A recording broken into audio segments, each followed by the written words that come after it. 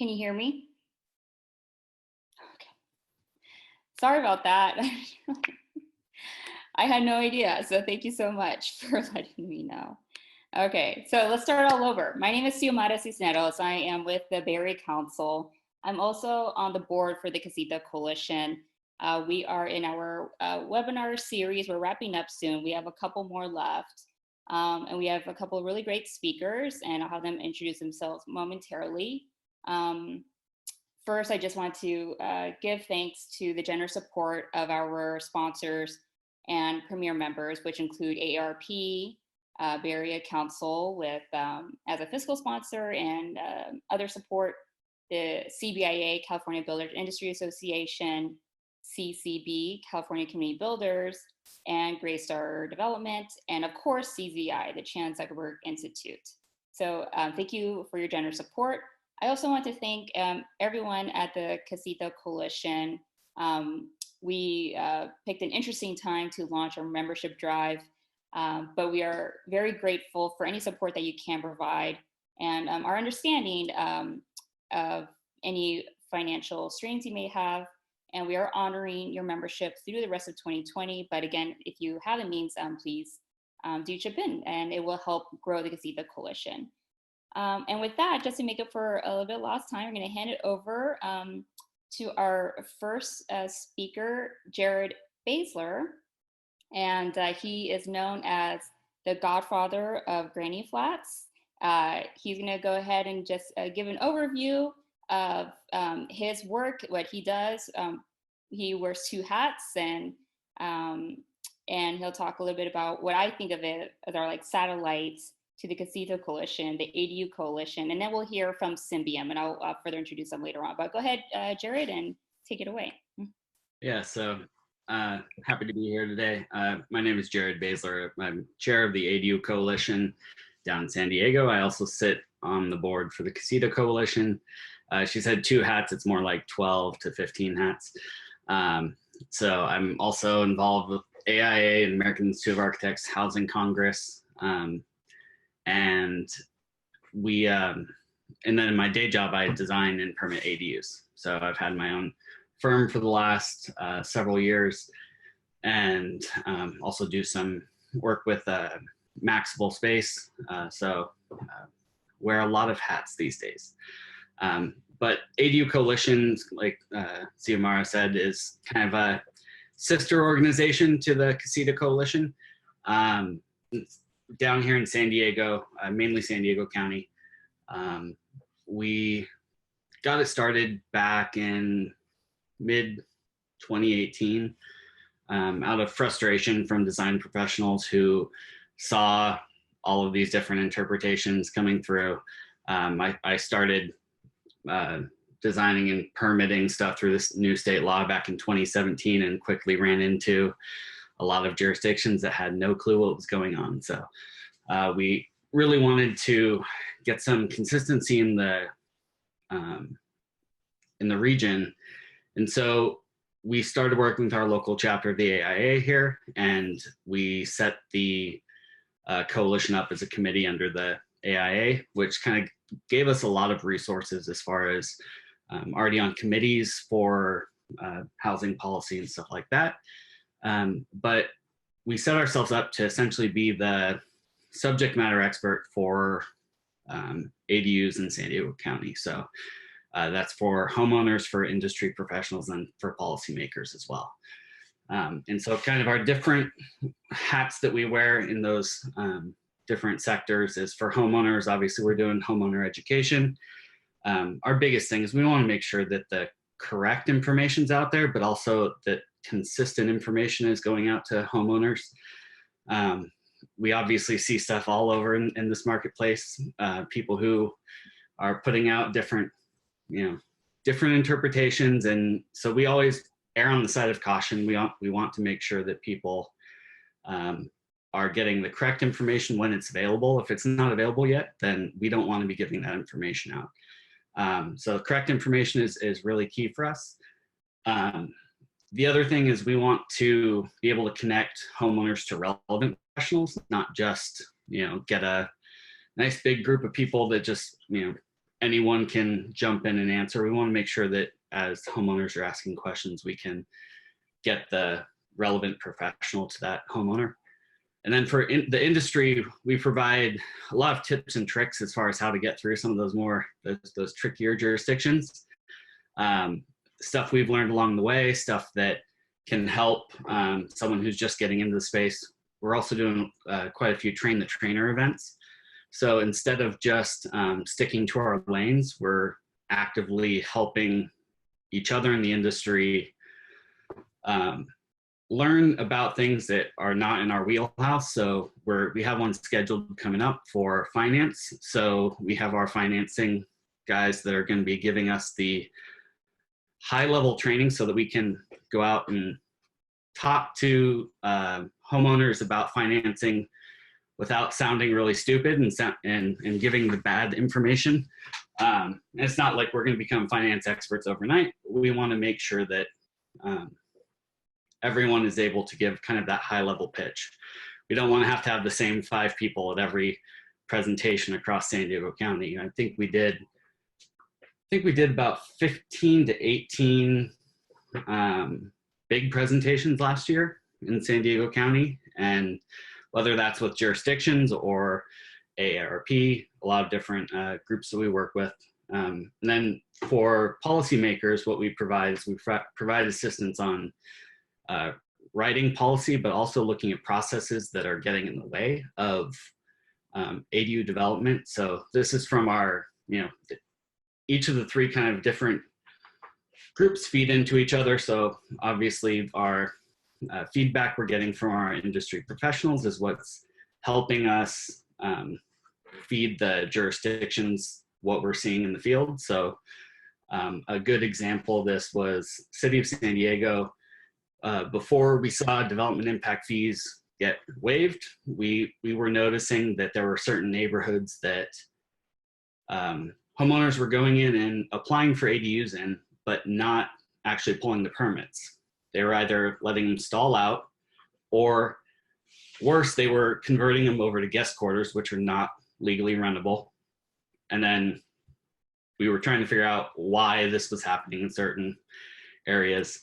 And it was because City of San Diego used development impact fees that were based off of the neighborhood. And those were the neighborhoods where the impact fees were, $20,000, $30,000, $40,000 per unit. And so when they went to go pull the permit at the counter, the helpful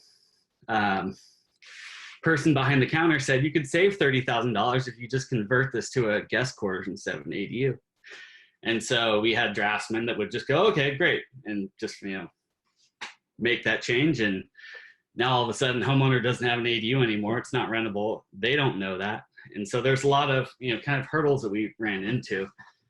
And so we take those, take the feedback from our industry professionals here in San Diego, and we help feed that back into the process of policy making. So one of the big things that we see happening all over is cities trying to make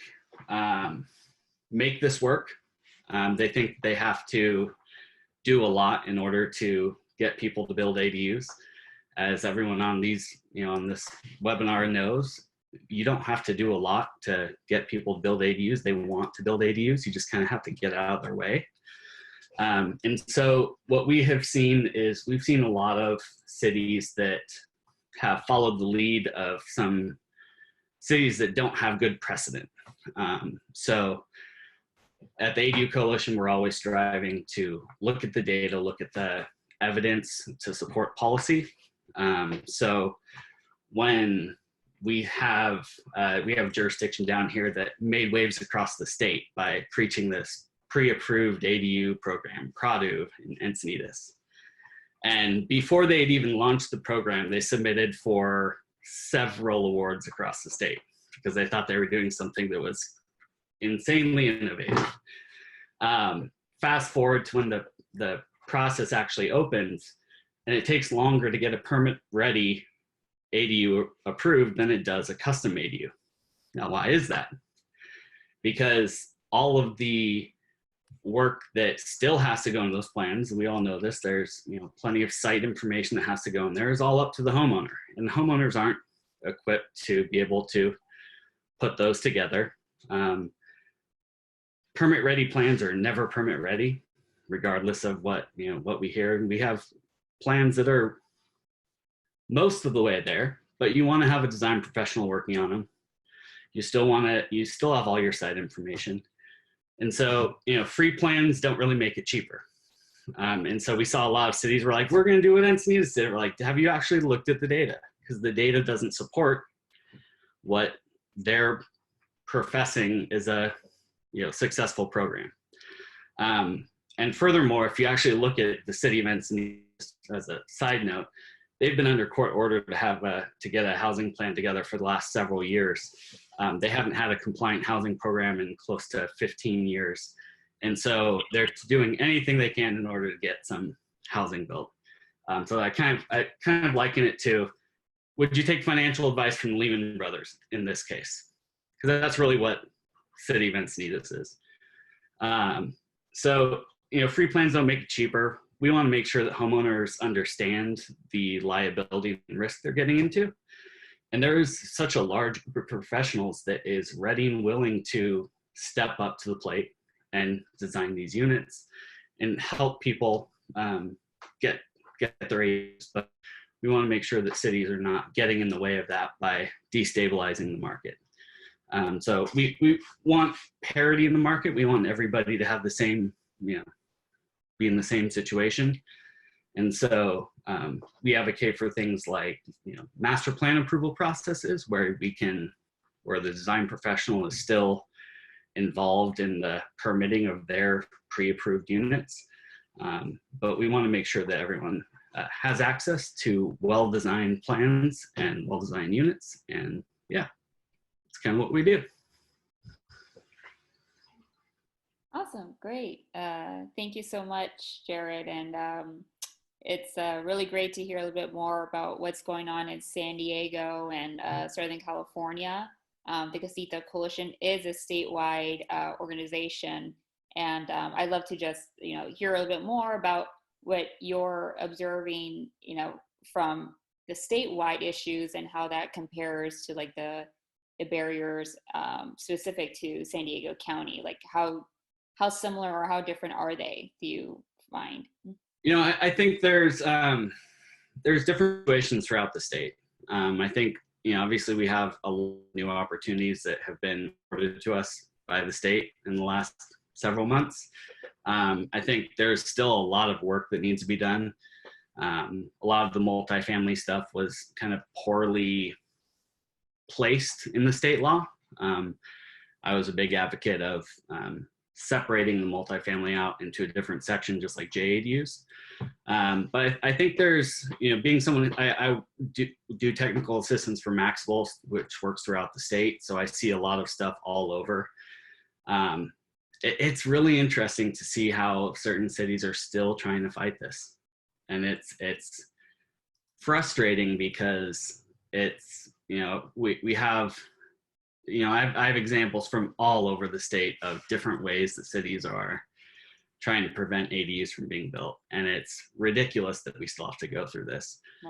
One thing, and a really quick one that I just, I thought I was going to be able to help the homeowner out. Is a homeowner in Glendale, LA area. And they had Glendale has an ordinance on their parking, not ADUs, but if you don't have a 2-car garage in Glendale, you can't add on to your home. So the new state law allows us to convert a garage to an ADU without replacement parking. And by doing that, you actually lose the ability to ever further develop your lot.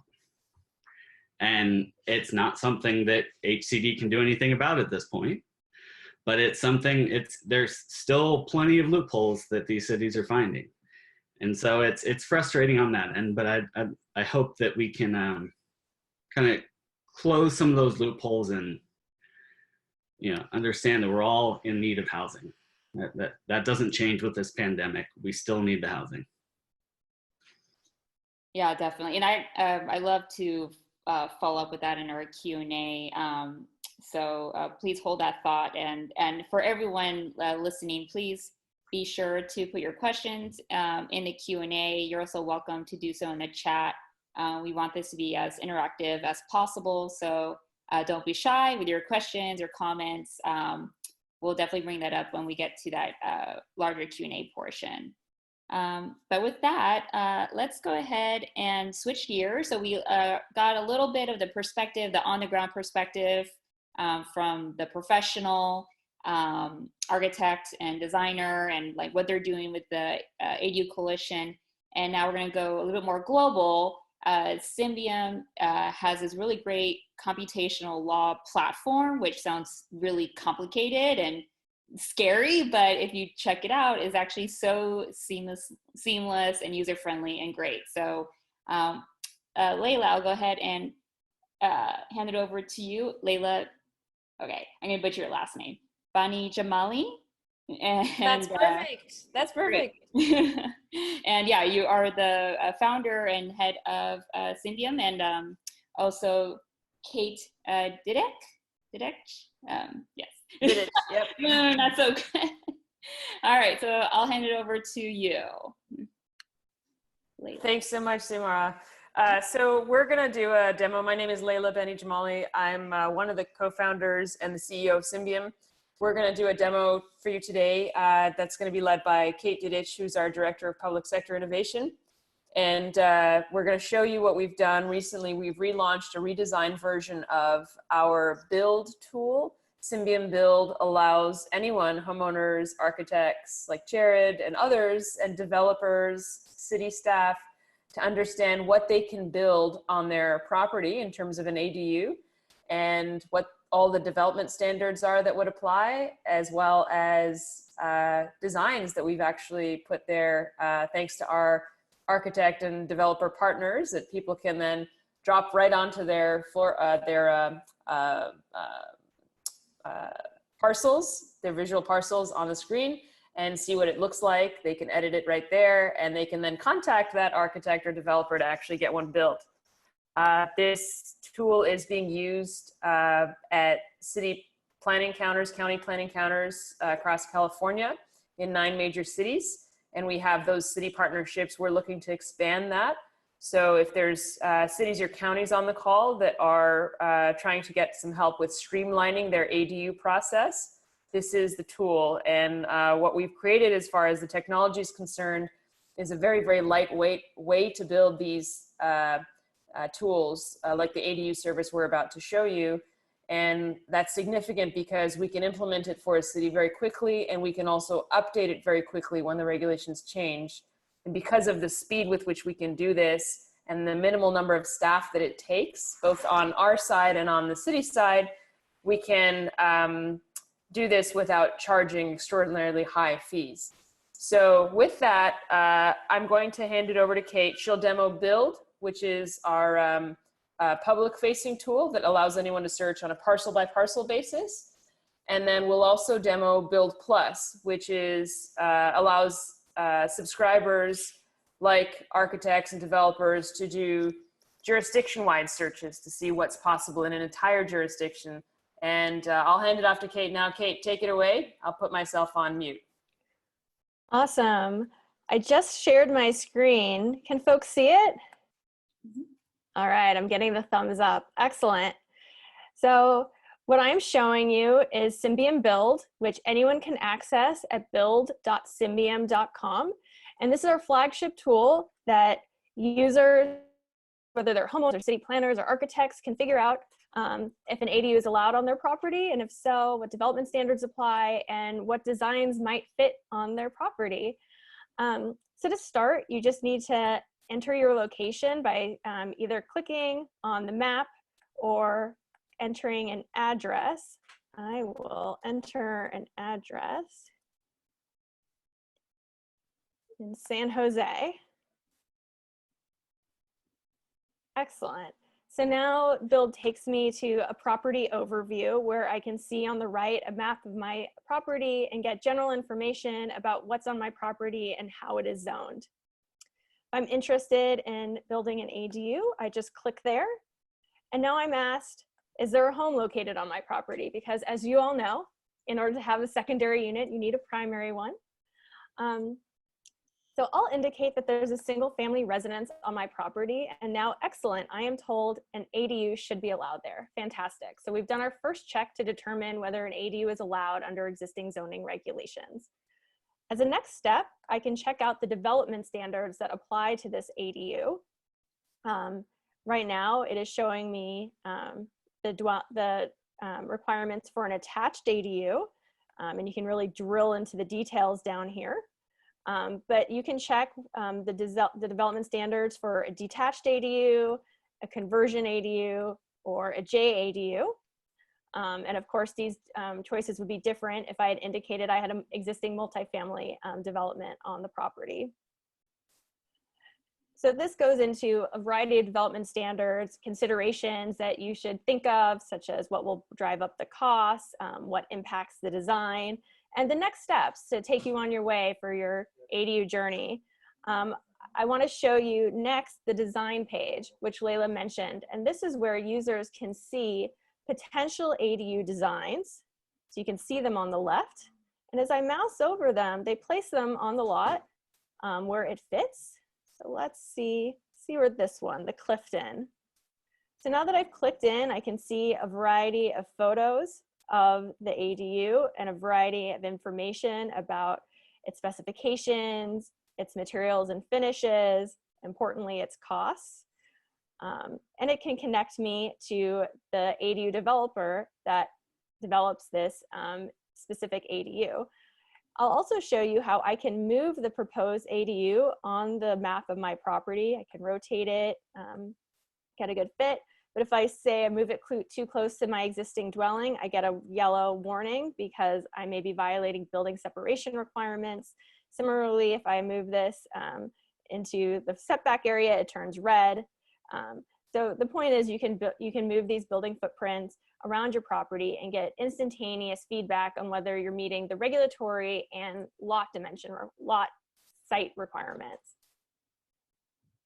I'll also show that you can save all of your properties. So if you want to look at a bunch of different sites and a bunch of different ADUs, Build supports that. So that's really a quick understanding of what Symbian Build does. And we're obviously happy to provide a more in-depth demo separately to those folks who are interested. But what I want to show you now is Build Plus.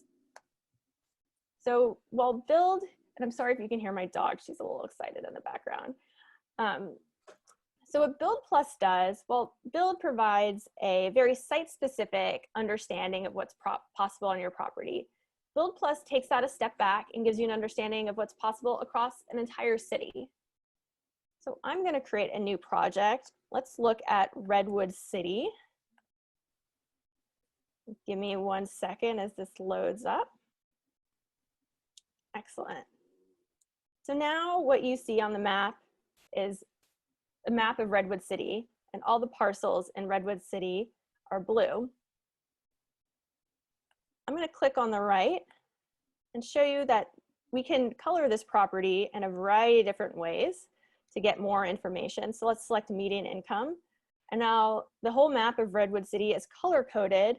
The lighter colors are the areas with the lower median income. The darker colors are the areas with the higher median income. And you can select different layers and get various information on the map about the city and the lots you have specified. You can also get information in a variety of charts. So let's say I want to see what the lot sizes in Redwood City are and ADU capacity, which goes into the size of ADUs that fit within the city. So let's perform a search on the left. So now we're looking at all of Redwood City, but let's filter it down. Let's say I want to see where detached ADUs are allowed in Redwood City. So now you'll see the map has changed. Only those lots where a detached ADU is allowed are colored in some way, and the charts have also changed. You can also use Build not just to specify where a detached ADU of any size is allowed. You can say, let's say where a 600 square foot ADU is allowed. And you'll see the map and the charts change accordingly. I can also, instead of looking for a specific area, I can look for the specific dimension. So if you're an ADU developer and you want to see where a 20 by 40 ADU fits, both according to the regulations and the lot dimensions, this does just that. Sorry if you're hearing my dog. So that gives you an idea of how Build Plus allows you to figure out the existing conditions on a property and understand where an ADU might fit under the existing regulations. I'll show you also very quickly, we have scenario planning tools built into Build Plus. So not only can you ascertain where your 20 by 40 ADU can fit under existing regulations, you can also see where such a ADU will fit on new regulations. So if I wanted to say, instead of Redwood City allows 1,000 square feet max ADU, let's say I want to allow 1,200 square feet and only allow it in the backyard, so behind my primary residence. I'll save that. And then I can compare that to the existing regulations and see where the deltas are. So I can see that as of right now, the darker blue is where that ADU would be allowed in both the existing and new regulations. And the lighter blue is where it would be allowed only under the existing regulations. So you can see that even if you bump up the size of the allowed ADU, only allowing it in the backyard does actually decrease your ADU capacity. So that gives you a brief overview of Build and Build Plus. And we're happy to answer any questions during the Q&A. And of course, this is a very brief demo. We're happy to give a more in-depth one at a different time if folks are interested. And just thanks, Kate. Just a quick note. I know that the on Build, when we're showing the plans, the different designs, the example that Kate showed is actually one of our architect partners. So that's why it was priced at $8,000. It's her service fee to handle that particular design. It's not actually the cost of an end-to-end ADU. And so if that homeowner would want to connect with that architect, they would get some idea of a ballpark in terms of what cost they might pay. And just our job is just to make that connection, and they can do that right on the application. Great. All right. Well, thank you so much for your presentation. And yeah, I was curious where you're operating. Do you happen to be operating in any cities in San Diego County right now? Yeah, and just where are your, because it sounds like you have the two tools, and I don't know if both of them are operating just yet, and like in which cities? Yeah, so both of them are operating in the same cities. Once we activate a city or a county on Build, then that city will also show up in Build Plus to the people who subscribe to that service. And I'll hand it over to Kate to talk about the cities that we have partnered with and that we've launched. And there's a bunch in the pipeline as well. We don't have San Diego yet, but we would love to work with them. So if anyone knows of anyone that is on the city planning side there, we'd be happy to have the conversation and see how we can activate their city on our map. We know someone. So. Yeah, we'd love to work in San Diego. Know someone, yeah. Someone's got to know someone. I know someone. We can do this. We can all do this together. But in terms of what cities we're live in right now, that's a great question.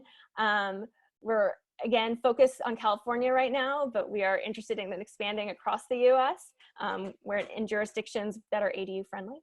Currently, we have coverage, and I'll go through this alphabetically: Fontana, Los Angeles, Orinda, Pacifica, Redwood City, San Francisco, San Jose, and unincorporated San Mateo County. We should be launching very soon with the city of San Mateo as well. And as Layla said, we have additional jurisdictions in our pipeline.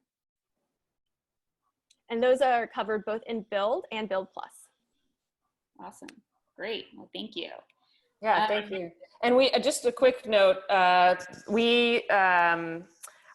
wanted to make a comment here on the new membership scheme that you guys have. Just to tell everyone, we became members early on, and we're really happy we did. It's a really important, I think, for anyone who's been attending these meetings that like we have from Bay Area Council, Casita Coalition. Please support this organization. It's not and it's a very reasonable membership fee. It goes a long way. So, these folks are working really hard and bringing a lot of people together, and we're all doing business with each other. So please pay it back. Thank you. I really appreciate that, Layla, for that plug.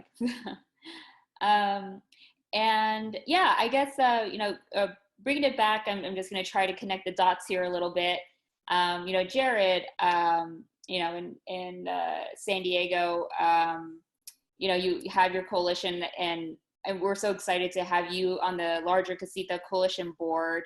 And I'm just curious more about your structure of the coalition. You mentioned the relationship with AIA.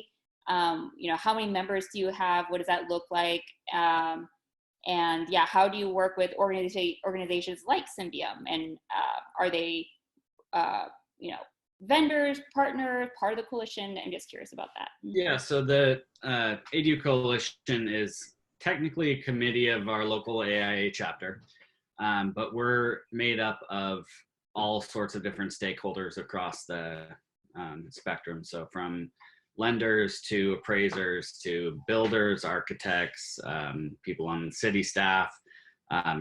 We have a lot of different kinds of people that are involved because, in this ADU marketplace, there's, you need to have a diverse group of people that are involved. Otherwise you're missing something. You're always going to be missing something. So we would love to work with, someone like Symbian, and we have tons of connections with all of the different planning departments across the region. So unlike LA with 47 jurisdictions, we've only got 19 here in San Diego County, but it's still very diverse, and you have much different opportunities in each of them. So we'd love to work with Symbian and figure out how we can get you guys down here in San Diego as well. And you mentioned this as one of your talking points, just the need for housing, and it's hard to shelter in place if you don't have shelter. And it's we have the larger statewide executive order that exempts the construction industry, but in the Bay Area here it's a little more restrictive. I'm just curious, what's the landscape in San Diego County? I'm not as familiar, and maybe some of the folks. Yeah, I actually pulled a permit yesterday and pulled another permit today. So we're still building down here in San Diego, and we're building ADUs. And so that has, obviously the process is very different now, and it's a good thing because our cities are finally starting to switch over to electronic submittals, which is amazing for everybody. But it changes by the day, and we'll see how it works out. But ultimately here in San Diego, we're still building, and we're still building ADUs. That's great to hear. Very much needed. And I think we're going to see a pivot to that once we return to whatever normal is, and they're like, oh, ADUs are separate, and that could be helpful. Not that we don't love housing of all types, but I think people are going to be very attracted, and it's been a solution now, as opposed to what we heard in actually last week webinars, like these outbreaks in nursing homes, like, these granny flats are a solution right in our backyard. So it's. I actually just got a message from a client today that's looking for an ADU because they were planning on putting their mother into an assisted living, and now with COVID, they're going, they're rethinking that. So, this is a huge shift in how people are thinking about housing and aging in place. And so I think it's, as everyone said, we've been getting a lot of calls recently because people are at home and they need all the people in their house to be a little bit further apart in some cases, and they'd like to get a second unit built. So definitely. And yeah, we had a question here about Symbian. So you are operating in LA, city of LA. What are your expansion plans? Like, we need this in every jurisdiction. So we're just curious, like, what the larger path is moving forward. Yeah, so thanks for that question. So we're very interested in getting into more jurisdictions. I think, the best path forward there is to be in touch, in direct contact with jurisdictions. And the reason is because we want to be able to support that jurisdiction's process and their sort of handling of ADU approvals. And the best way is to basically sit on the same side of the table as those city planners and those planning directors in the jurisdictions that are excited about having ADUs as a means to add housing in their jurisdiction, affordable housing. So, the best way is just to contact us directly. There's a way to do it through the Symbian.com website. You can contact either Kate or myself, and Ziamaro can put you in touch with us if you're interested. We do have statewide plans. We've been in contact with the state on a plan for that, and that would ramp us up pretty quickly. But it's a combination of both, I think. And, working alongside jurisdictions, I think, is critical, because we want to be able to incorporate their local ordinances. So I think communicating with us directly is critical. Mm-hmm. Yeah. And we have, Kate on our team is also, she has, like me, she's a former lawyer, but she also has a pretty significant planning background. So she's really doing an outstanding job of, distilling these regulations for cities and counties, and they don't have to do that work. So she's doing it for them, and then she's helping the developers on our team encode those into web applications. It's a really amazing work, and like I said, we're doing it pretty quickly. So that's the process. That's great. Thank you for that clarification. And the tool is free currently, and then the larger one is when you get connected to your recommended builder, then there's like a fee, correct? No, there's no fee. So the homeowners who are using it basically will always just use it for free. There's no fee to use Build. It's just a research tool to search what's possible on your property. Same as developers or architects who are using it to perform those types of searches. There is a fee to use Build Plus. So Build Plus is something that's typically used by developers and architects. And it's a great marketing tool, because you can do some outreach with it to jurisdictions that, where certain parcels will satisfy a particular design you have. And it's also a useful tool that cities are using in order to understand ADU capacity, so for policy reasons, and also to understand the impacts of upcoming versus existing regulations, like you saw.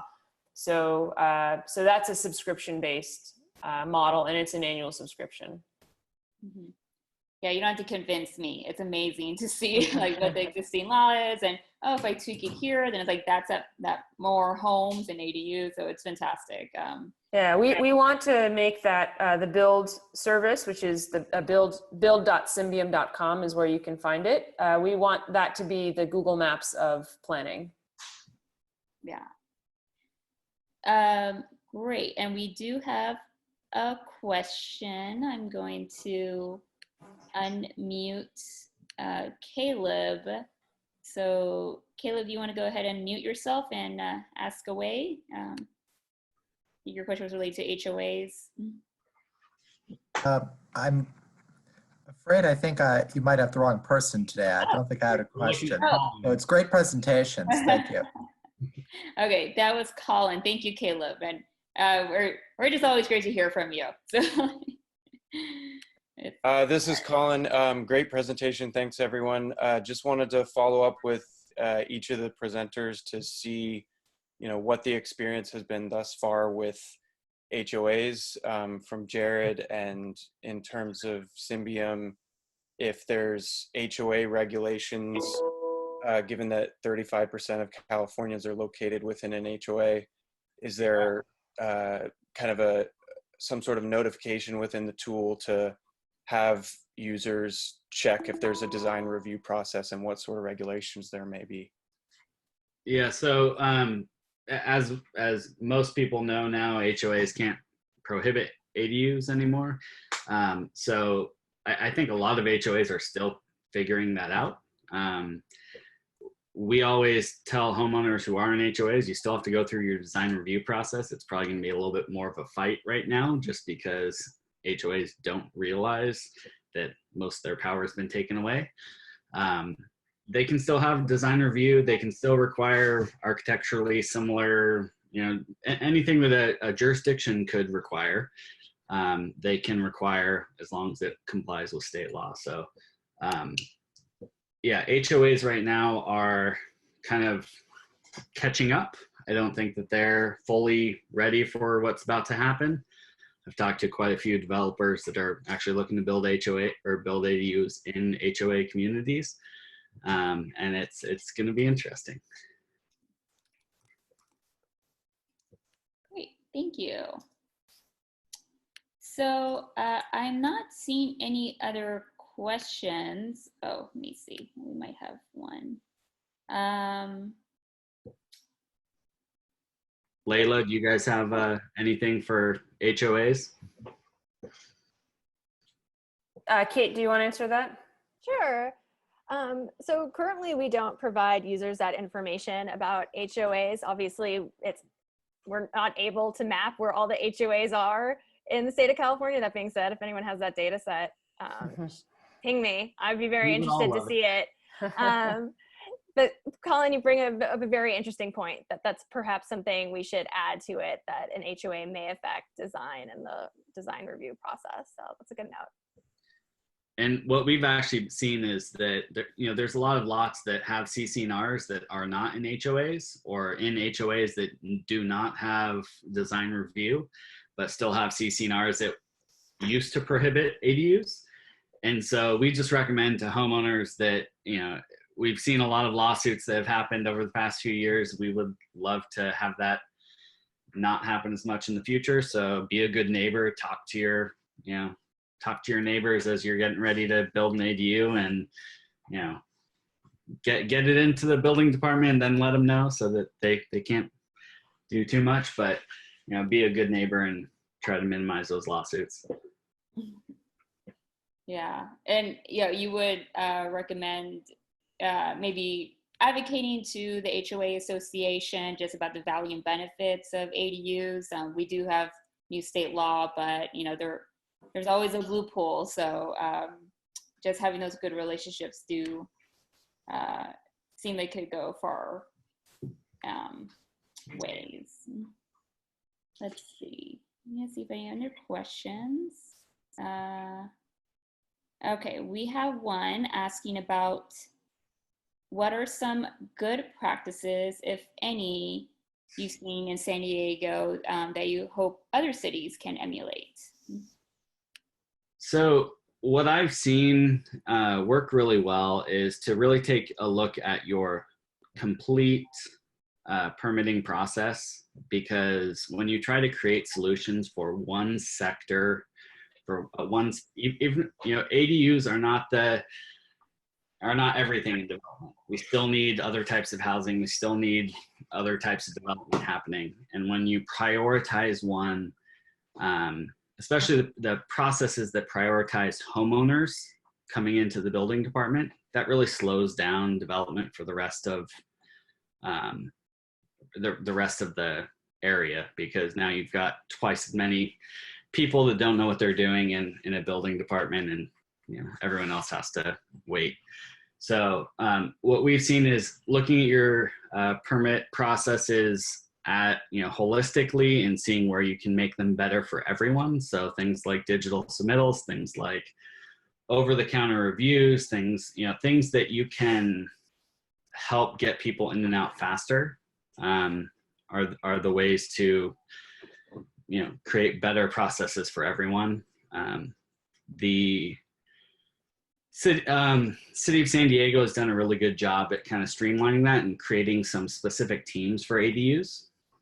So anytime we have an ADU going to the City of San Diego, we know that, a specific team is going to be looking at that rather than just one of their structural reviewers. So that can help quite a bit. And then looking at your other processes in the jurisdiction that get in the way of development as a whole. So City of La Mesa has probably the most liberal ADU policy across the state. They were allowing JADUs and ADUs on the same parcel for the last couple of years. That was one that I worked on. I lived in the City of La Mesa, worked there. So I had some hand in writing that. But the really interesting thing is that they have a grading ordinance that creates situations where almost every project needs a major grading permit. And so while their fees on an ADU are, neighborhood of $2,000 to $4,000. I just had one. The one I pulled permit for today was $5,000 for a 1,200 square foot ADU. All costs, in that. And the problem is that their grading ordinance creates a situation where you have to pull a major grading permit for virtually every new build. So that's, $25,000, $30,000 in 6-8 months, that you're waiting on all of that. So it's really about looking at the other processes that you have to go through that are not really a part of the ADU policy, but are actually slowing down development for everyone. Yeah, so I guess we being California, copied you with the junior ADU and ADU all in one lot. So thank you for that.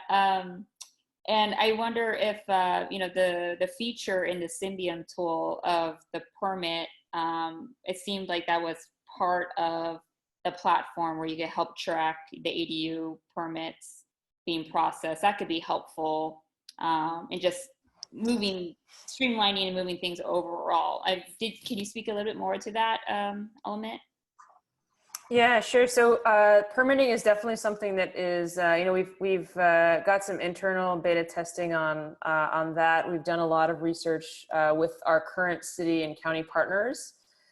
We don't have a live version yet. It's important that we get a permitting tool, that basically we get it right, and that it's something that is very easy to use, as easy as Build is right now, but is also able to handle a very complex workflow and potentially integrate into systems that the cities and counties are already using.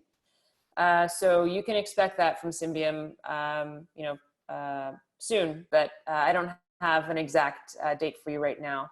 Right now, the process is basically helping people understand what their next steps are and connecting them with the right city and county offices, and also providing some process information and forms information, things that may not be so obvious, doing independent research, or that you may not even learn or understand going to the counter. So that's where we are. And that's, I think it's pretty good for now, but it is important for us that the plan is for sure to be an end-to-end service. Great. And I have Steve here, circling back to the HOA discussion. I thought I'd go ahead and put you on here, Steve, if you want to go ahead and unmute yourself and, share your comment. Sorry, you might pick up some background noise here. I'm in my backyard with the dogs. So, hey, Steve. Hi, how are you? Good to see you. Yeah, so the HOA thing has been a thorn in my side for over a decade, we need to put credit where it's due. Colin's work has been instrumental in all of that. So so his questions about tracking it is very good. It falls in line with all of the work he did to help eliminate those problems. But from there, I would say that some of the things that we have seen help in the old days, pre 2020 legislation, is really digging into the HOAs and trying to determine if there are things that are illegal with the current version. And we found gross errors in several properties we were working on in places we did not expect, in like Walnut Creek, where the HOA restricted the homeowners from being minorities. Yeah.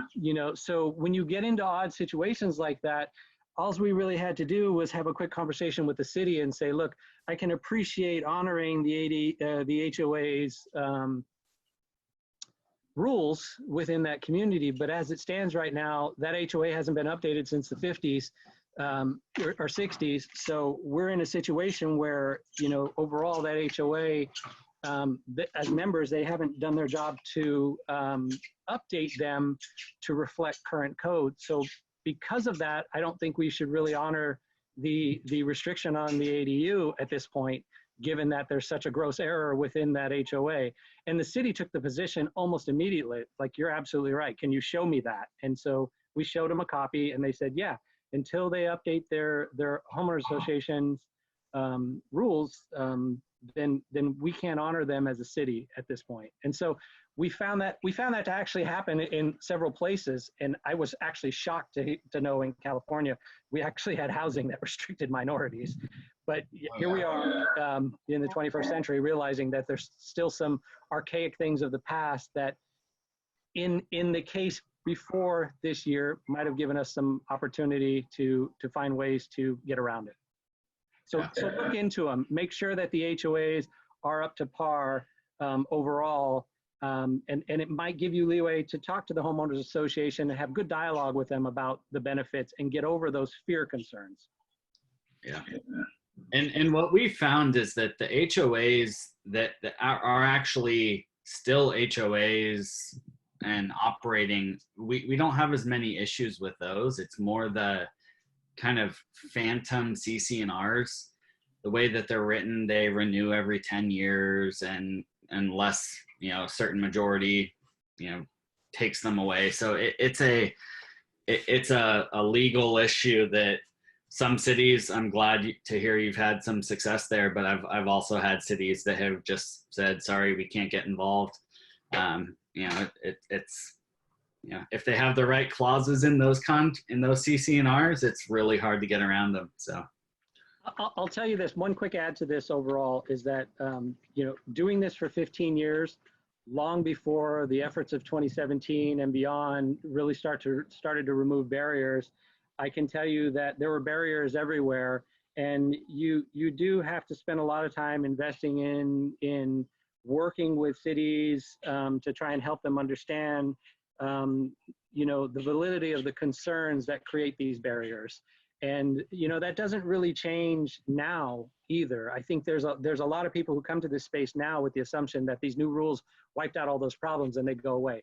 That's not actually true. It takes time to get through an adoption cycle with a lot of these cities. And I think you made a point of mentioning that. So when it comes to the HOAs, I think it's fair to make an assumption that we'll probably be battling this for 2 years or more with different HOAs, and then the interpretation of the CC&Rs. So people just need to be aware of that, and including everything that went into the 6 bills that we have now. I tell people constantly, expect fights here and there, not because of resistance as much as just ignorance, because they haven't had the time to adapt rapidly. And I say ignorance, I don't want to use that as if like they're completely incompetent or anything. There's a lot going on with code on a regular basis, and it's hard for cities to keep up with it at such a rapid pace. And so we have to have some understanding of that. And then we have to utilize our resources in a way that we communicate very well with the cities, and we leverage relationships with HCD and different things, not in a fighting manner, but look, I think we have a misunderstanding of code. I don't want to preach, but maybe this is something you need to have as a conversation with HCD, drag them in, and then utilize the right resources to help us get through these barriers.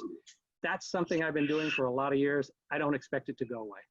Yeah, and I still preach patience to all my clients, especially when they're pushing right up against these new regulations because, I've had projects that have been completely in the right, and every point I'm arguing is exactly within state law, and then had projects come back where, city found another way to keep the project from happening for the next 2 years. So it's a constant fight, but as long as we work with the jurisdictions and don't just come in trying to, like a bull in china shop trying to take over and tell them what to do, we have good success.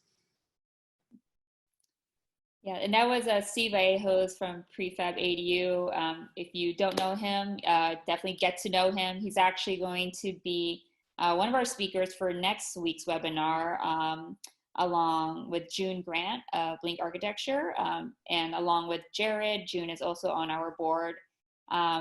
And so we're at time right now. And, I guess to Steve's point, and I also really want to thank Colin Clark, who is the chair of our HOA, and he's doing some incredible work and research that we are going to share with the larger Casita Coalition soon in time. And I just wanted to very much thank our speakers. To everyone's point, it's we're having growing pains in implementing these wonderful, great legislations. And, some people, we do have some not so good actors finding creative ways to not implement them, but with having experts like Jared and wonderful platforms like Symbian, I am optimistic that we will get there sooner rather than later. So with that, thank you all for attending this afternoon. Huge thanks to our speakers for your time and for all that you do for ADUs. And with that, have a great rest of the afternoon and a great weekend. Stay safe. Thanks, Amara. Thanks for hosting. Thanks, everyone. Thanks. Thanks.